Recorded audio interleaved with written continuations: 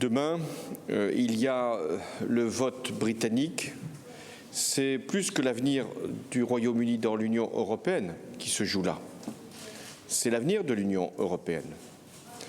Car le départ d'un pays qui est géographiquement, historiquement, politiquement dans l'Union européenne aurait forcément des conséquences extrêmement graves. Graves d'abord pour lui-même, puisque ce pays ne pourrait plus accéder à ce qui fait le cœur même de l'Union européenne. Je ne parle pas de son système de valeurs, de ses principes. Le Royaume-Uni restera toujours une très grande démocratie, elle le prouve. Mais il y a là, pour le Royaume-Uni, un risque très sérieux de ne pouvoir plus accéder au marché unique et à tout ce qui fait l'espace économique européen.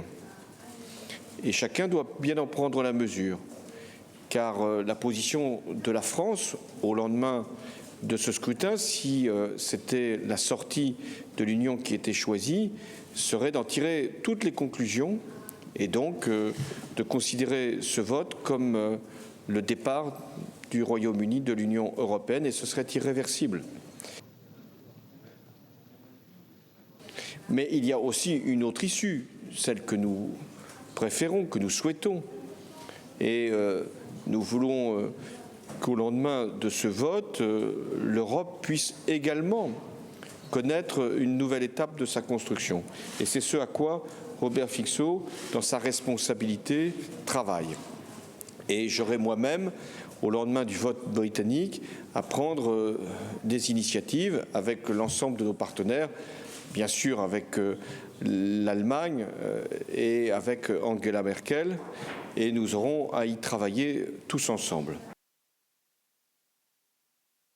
C'était surtout à la veille du vote britannique, au moment où la Slovaquie prend la responsabilité de la présidence du Conseil européen, que nous devions ensemble, Robert Fico et moi-même, dire que quoi qu'il arrive, quoi qu'il se passe demain, des initiatives seront prises et nous aurons à faire évoluer la construction européenne. Pour nos deux pays, une relation particulièrement confiante.